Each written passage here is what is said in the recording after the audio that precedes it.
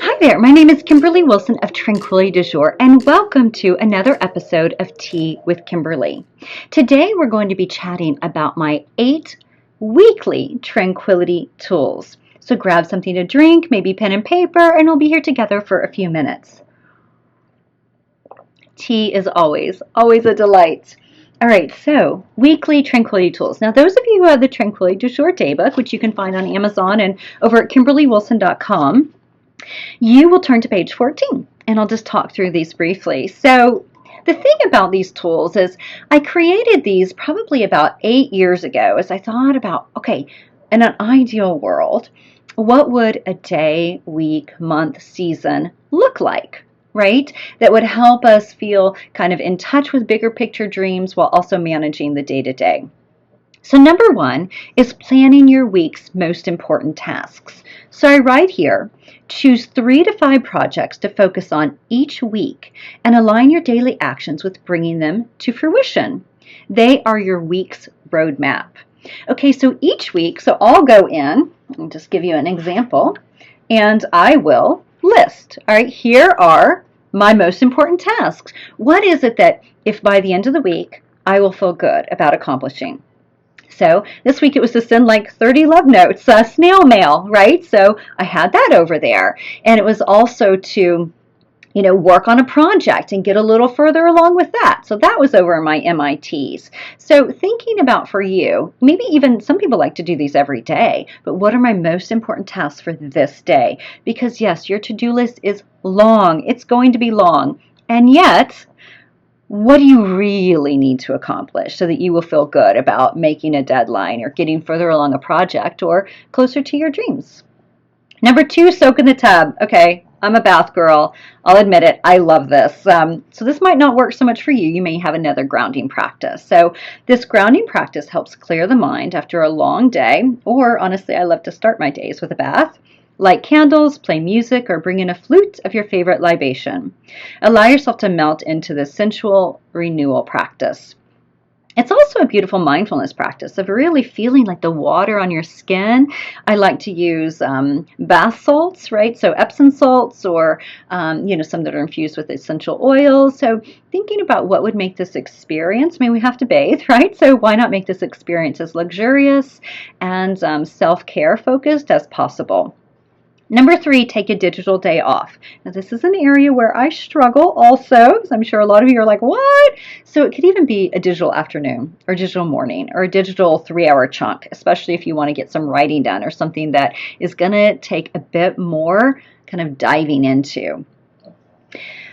Grant yourself a sabbatical from being glued to technology.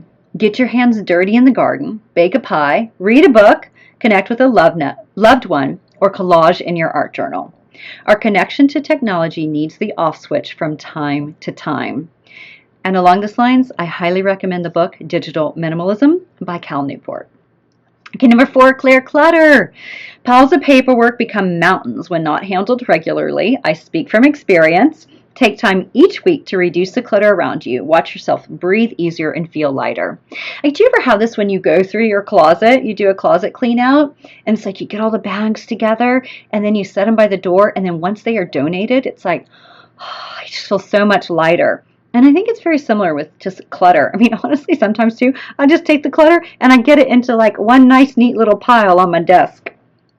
Okay, number 5, pen a love note. So I have an entire drawer filled with blank note cards because I love to send notes. Handwritten notes are such a treat.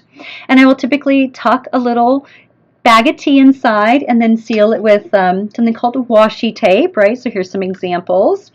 And there's just something about, like, I love receiving snail mail. And so penning a love note, it doesn't mean you have to mail it though. It could be for someone that you live with and you leave them a little note or you tuck it inside their briefcase or something along those lines. There's just something about this that helps us stay connected rather than liking, something on social media. So reach out to a friend, family member, pen pal, or even yourself by writing a letter to your past or future self with a thoughtful note. Let someone know you're thinking of them and sending good thoughts. Insert a bag of tea, article of interest, or token of love. This sweet gesture goes a long way in our fast-paced society. All right, number 6, buy or pick fresh flowers. Surround yourself with a pop of living color through potted plants, cut flowers, herbs, or bamboo stalks. If you have a garden, pick flowers and bring them into your living space to spruce up a barren bedside table. So you'll see I'm surrounded. I've got some stargazer lilies.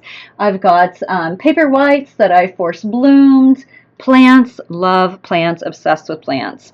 So, for you, it may not be so much flowers. It may be plants. And lots of people have their plant babies these days, which I think is adorable. Number 7, take an artist date. So I speak a lot to this, and this is such an important piece. And you can find a downloadable about this at kimberlywilson.com/artist date. And you will find an example of lots of different things you can do. Now you may be like, well, what's an artist date? So Julia Cameron, who wrote The Artist's Way, which is a Bible to me, encourages a solo excursion to nurture your inner artist for 1 hour each week.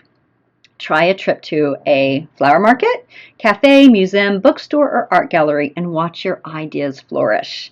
There's something about taking ourselves out of our everyday routine that really allows us to open up and think big and not look for the dust bunnies around, right? There's always something that needs to be done, laundry that needs to be done, grocery shopping.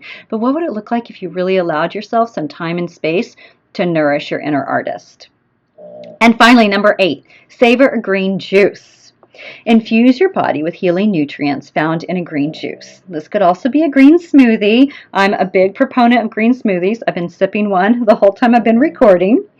Watch your energy and vitality soar as you get a direct shot of vitamins, minerals, enzymes, protein, and oxygen. And that's what Chris Carr said in her book, Crazy Sexy Diet. Either way, there are many, many recipes out there for green juices, green smoothies, and infusing our bodies with all these great nutrients, why not? It's easy peasy. You can watch my video all about making a green smoothie. Green juices are definitely a little bit more work, so you can grab one to go from your nearby grocery store. Now you can even freaking find them at CVS. I think our local Washington, D.C. 7-Elevens even have a green juice. It's amazing. Cold press, the whole 9 yards. So these are my tips for finding a bit more tranquility in the week. So I hope these are helpful, and I can't wait to hear how these resonate with you. You can find me at kimberlywilson.com, and thank you so much for tuning in.